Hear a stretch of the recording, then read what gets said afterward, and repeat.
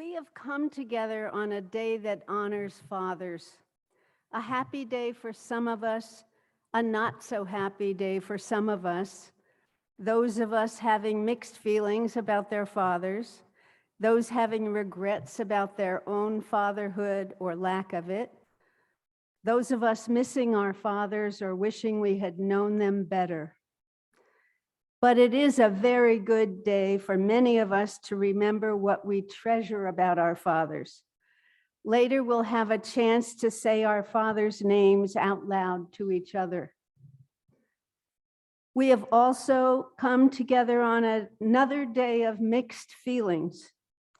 On June 19th, 1865, federal troops arrived in Galveston, Texas, to take control of that state and ensure that all enslaved people be freed. That's the happy part. And happy celebrations did break out with the news on that original Juneteenth, short for June 19th.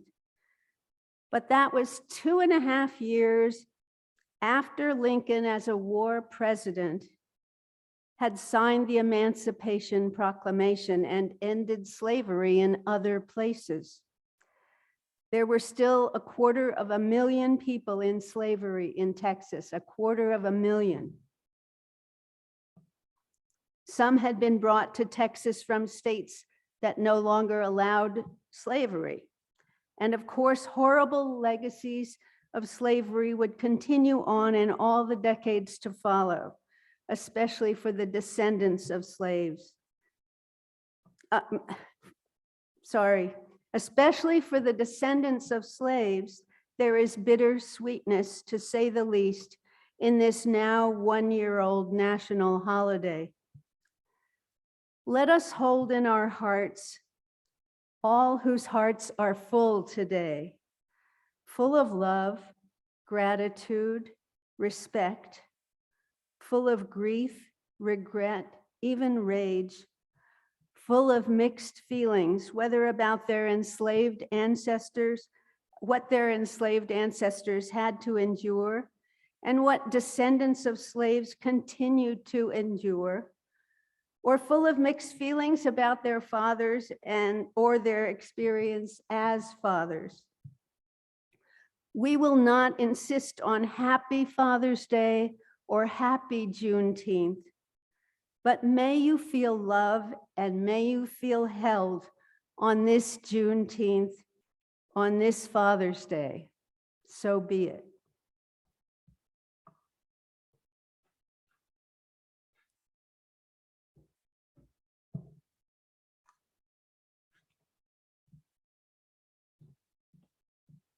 Please join us in opening hymn number 1000 in the Teal hymnal.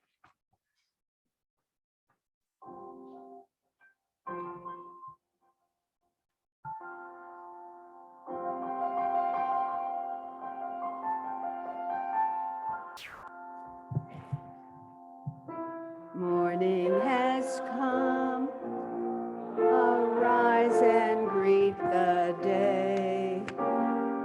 Dance with joy and sing a song of gladness. The light of hope here shines upon each face.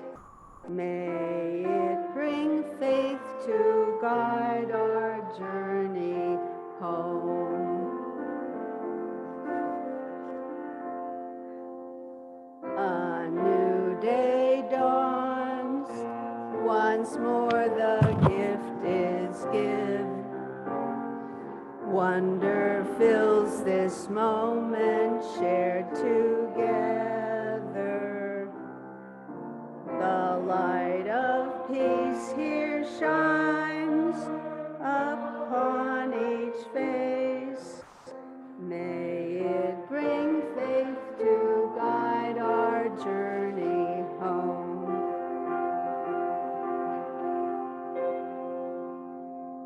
Open our eyes to see that life abounds.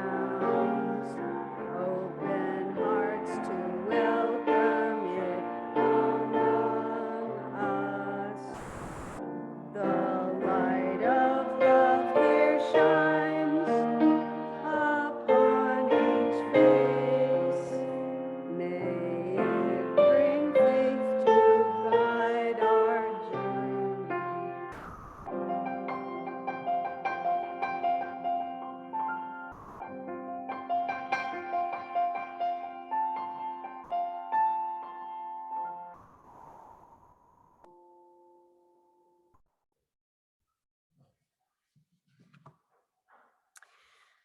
Welcome to First Parish in Milton. My name is Frank, and I'm the worship assistant for this summer service.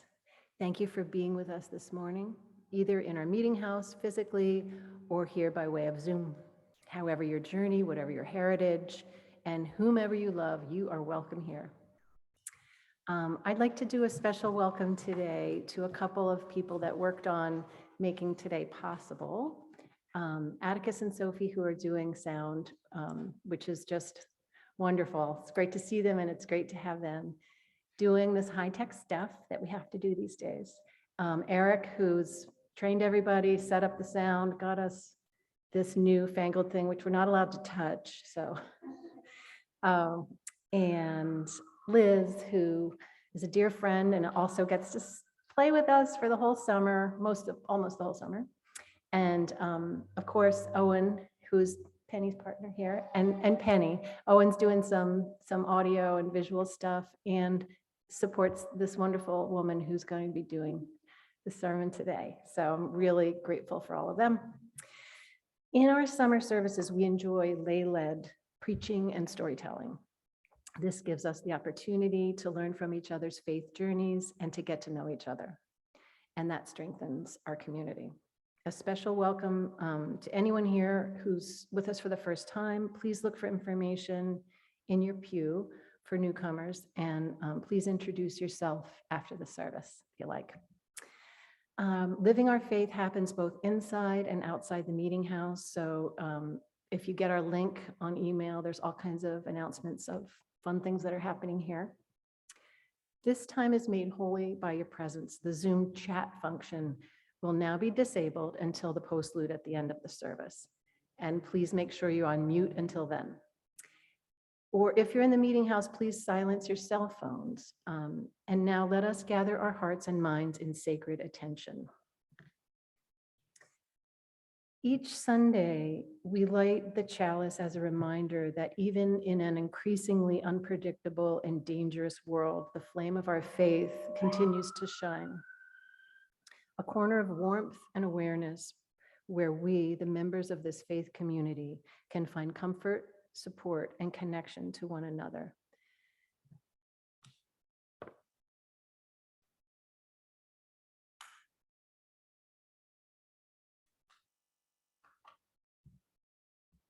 Now, please join me in the call to worship.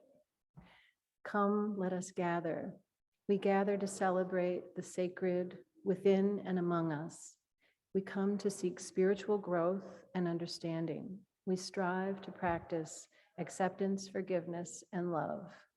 Together, we work to build a world with justice and compassion. Come, let us gather together.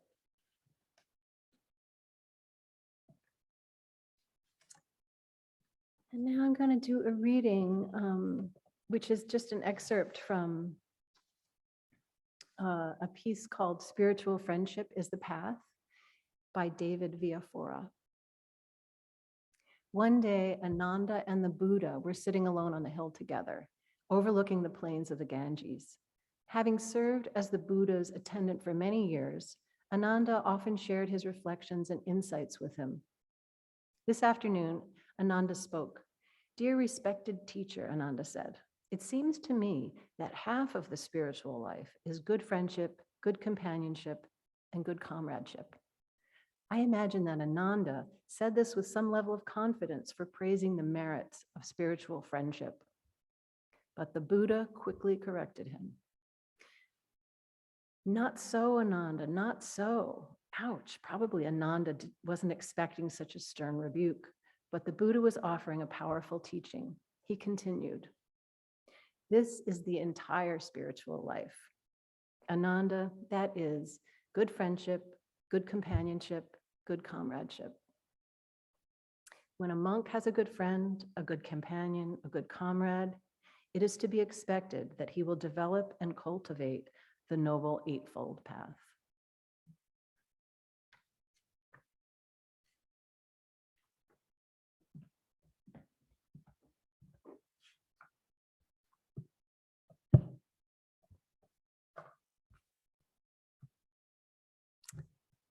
Worshiping at the altar of deep friendship.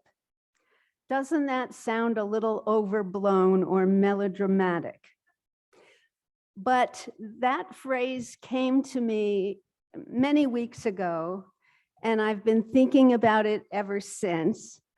And I've decided that I can say I worship at the altar of deep friendship. So I wanted to share some of my thinking with you about that.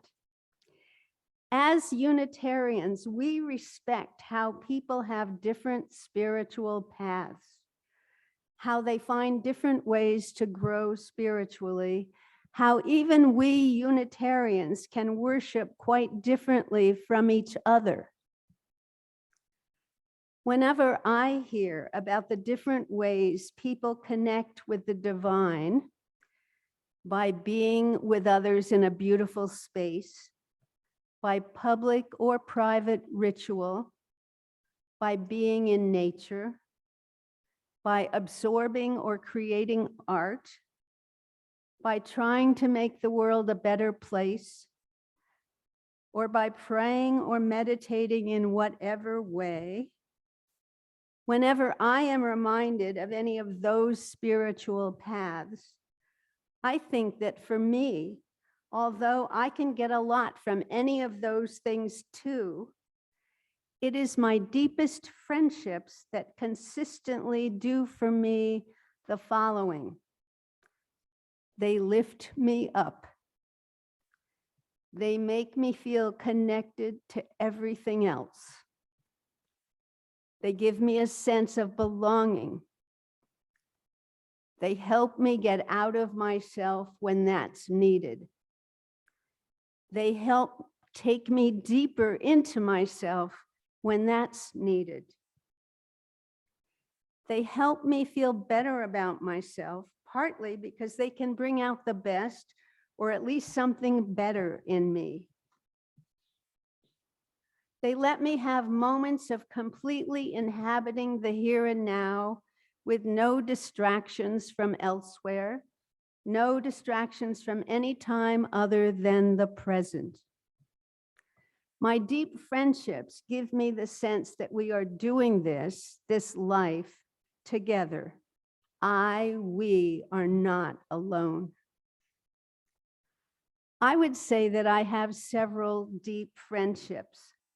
I am not including in that category my relationship with my partner of the last 5 years, Owen Hartford.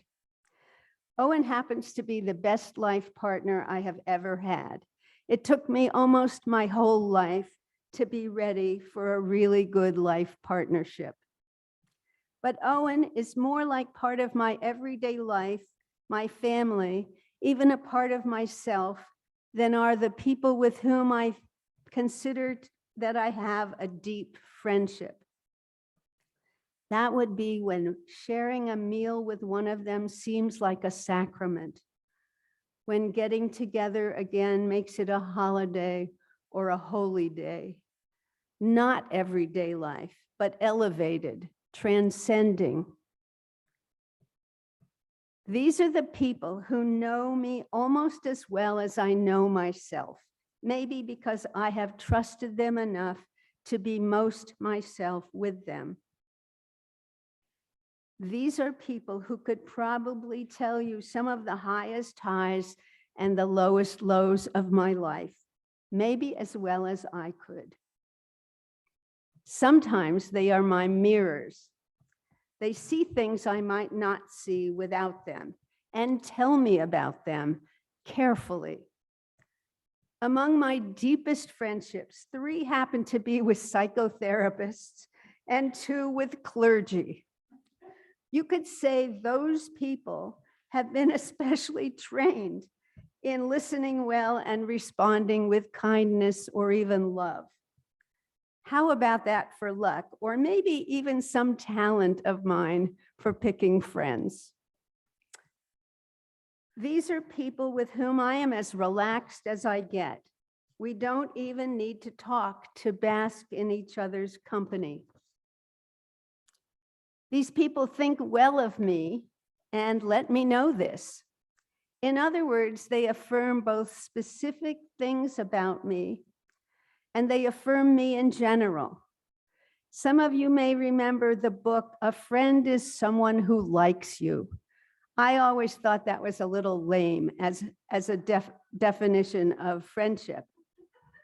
But what a difference it makes when you do feel liked. Sometimes I say to myself, I must be okay if this wonderful person likes me. Something good happening to one of these people feels like something good happening to me.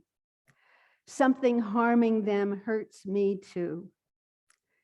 Deep friendships are not exclusive or possessive. They bless and enhance other relationships. And this is important. This is all reciprocal. It is mutual. There is symmetry in what I am talking about. It is not one person more interested, more invested than the other, not the helper and the helped, or the teacher and the student. You get two lives to learn from together. I'm going to give you some details about just one of my deep friendships. It is the one to which I am giving a lot of attention right now.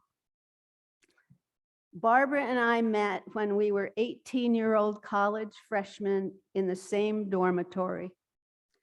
We had each grown up in a suburb in California. We met each other's parents. I have been around Barbara's siblings and two of her nieces. She met my brother by birth, whom I only met myself when I was in my 30s.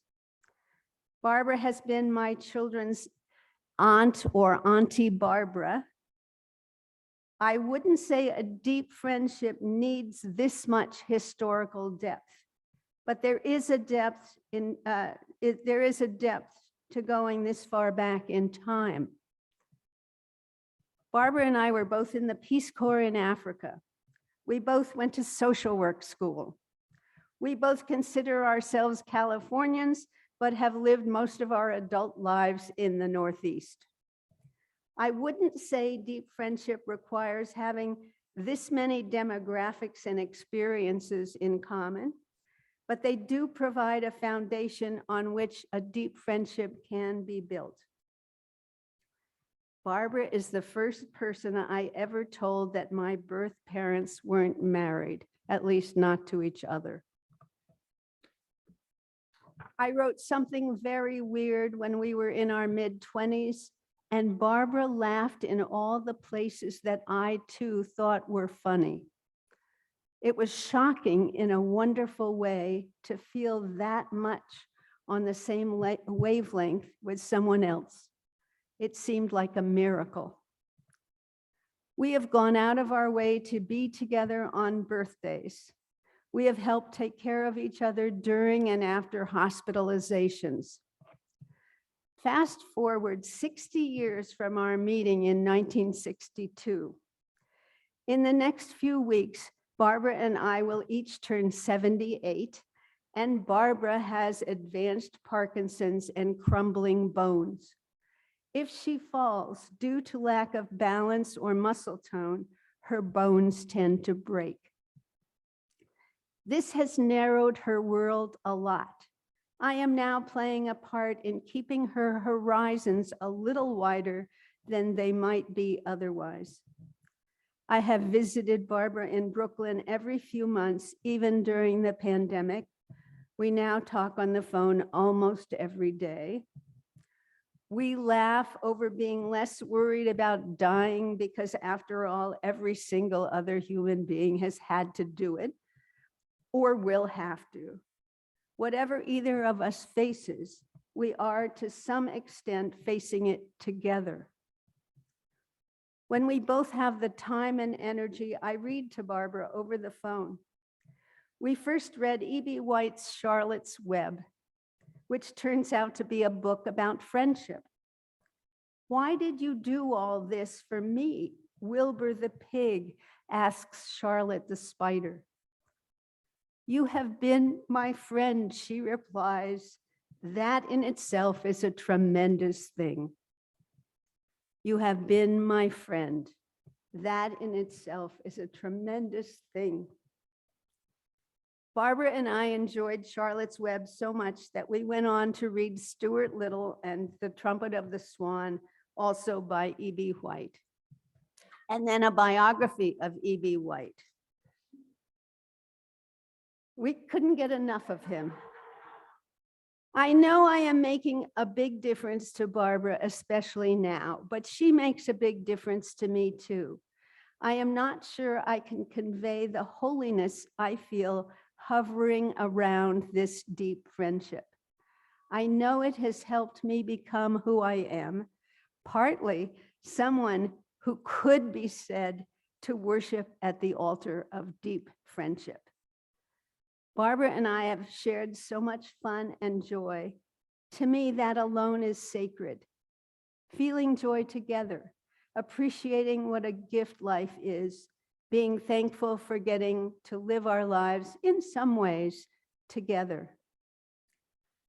I would wish for everyone in the world to have at least one deep friendship. It might not come to be almost their religion, as it seems to be for me in this part of my life. But I know that deep friendship would bless their life, no matter how hard or how easy that life might ever be. I do believe that. May it be so.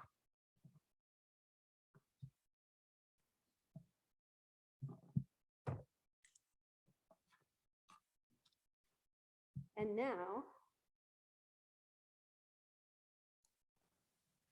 now, because it's Father's Day, I would like to give us a chance to each say our father's name out loud. I had two fathers. My birth father was William Duckett, and my adoptive father was Watson Partridge. And so anybody who would like to say their father's name out loud, please do so. And you could turn around. J. Dale Graham. Jack Dunn.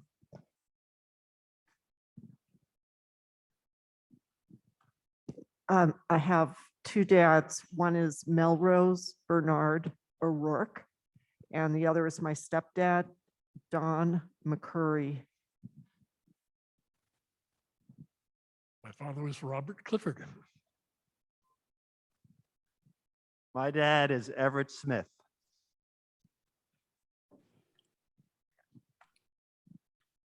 Henry Sheedy and Chet McGonigal for Owen. My dad is Ronald Anton Fletcher. He remains my dad, and that happens to be my name as well. And I'm a dad. My dad was Larry James Capone. Stack. My dad was Lawrence Norton. Barnum Mead.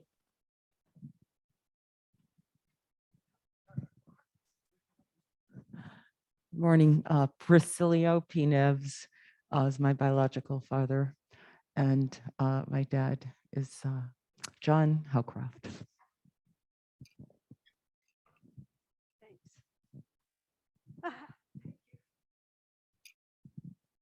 My father was Daniel Pugh, and my stepfather was Peter Parker.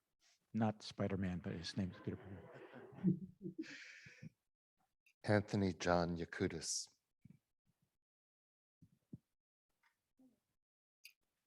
My birth father was Wayne Parent, and my stepdad is Walter Scherthing. Thank you. Do you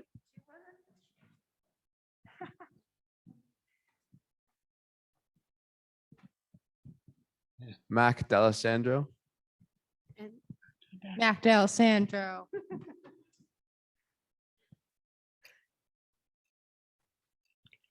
Bill Hannon.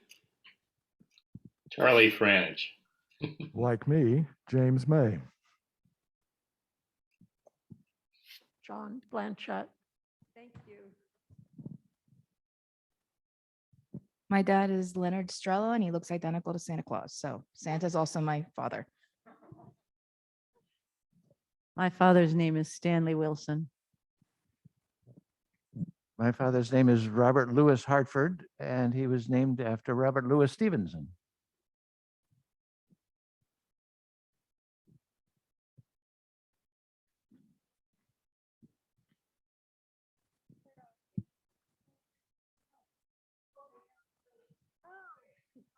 Yeah, to the Zoom people, maybe you can say your father's names out loud to each other. I feel like I'm looking at you, but I don't know if it feels like that to you. So I'll do the face reflection. Oh, yeah.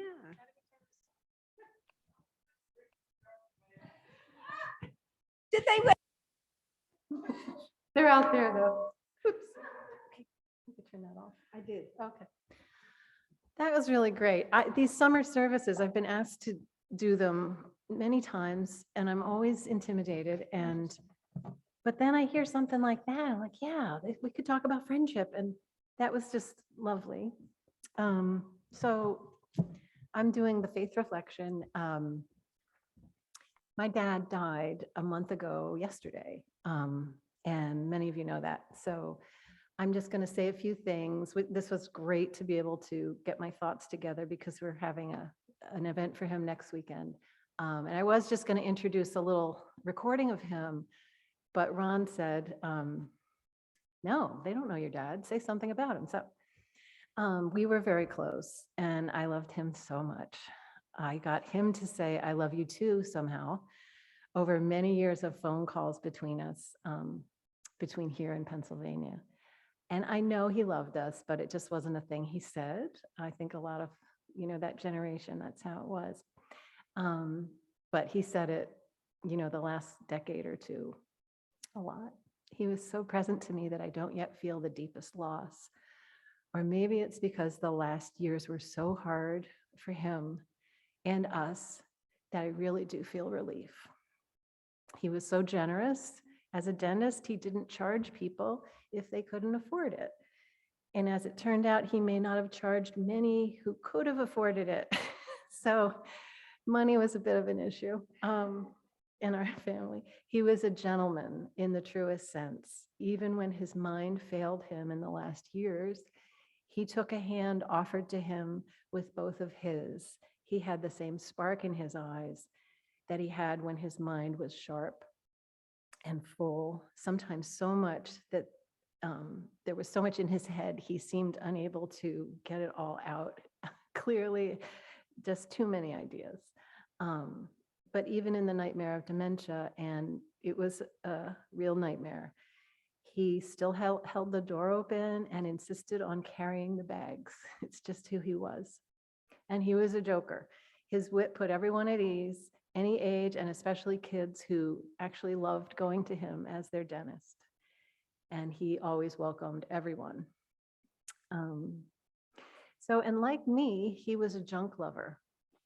He saw beauty in unusual places, and he loved the thrill of the search and the deal and the box of junk from an auction that he brought home, and we dug through it and found a diamond ring that years later became my wedding band.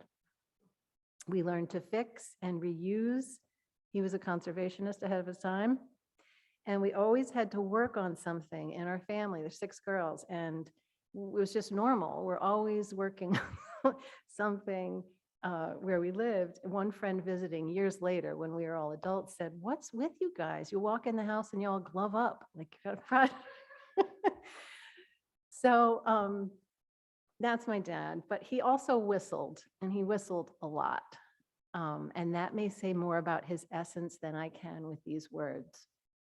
It was his default. It wasn't for anybody. It was just him. So this is a recording from my answering machine from a while back where he thought he'd hung up after leaving the message, but he hadn't, and he just kept on whistling.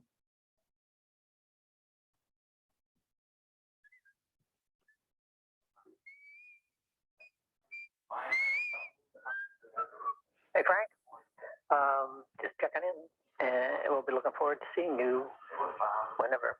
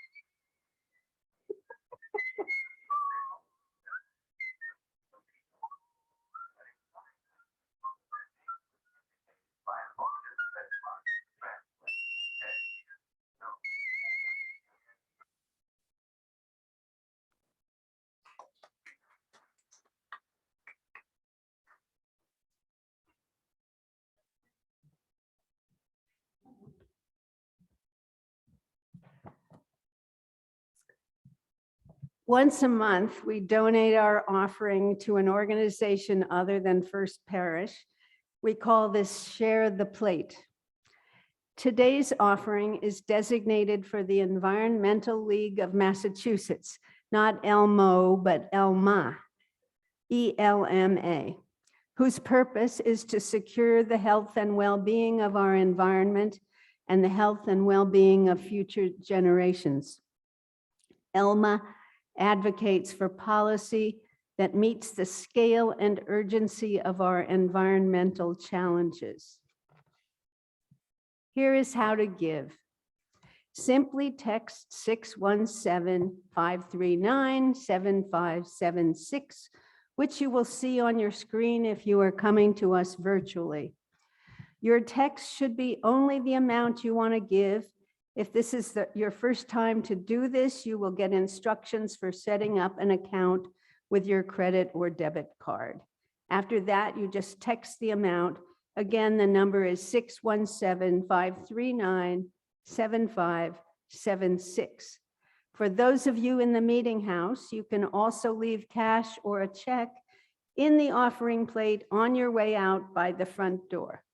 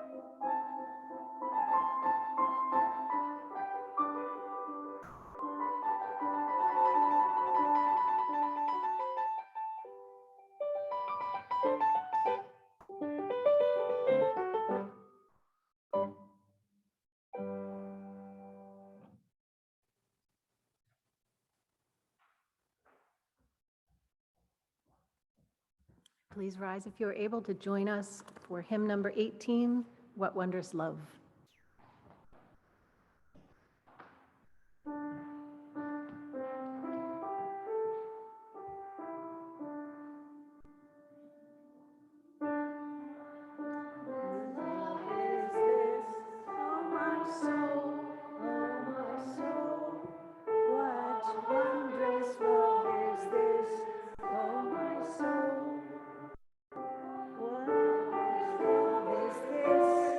That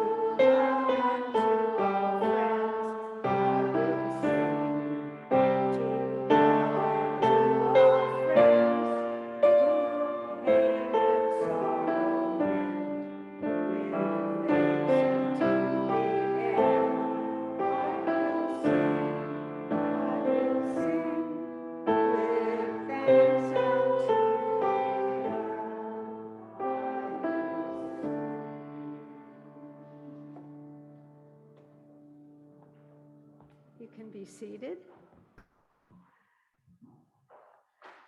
Our closing words are from the singer and activist Paul Robeson. He had a huge voice and an enormous faith. Listen to his words. Sorrow will one day turn to joy. All that breaks the heart and oppresses the soul will one day give place to peace and understanding, and everyone will be free. Have a good week.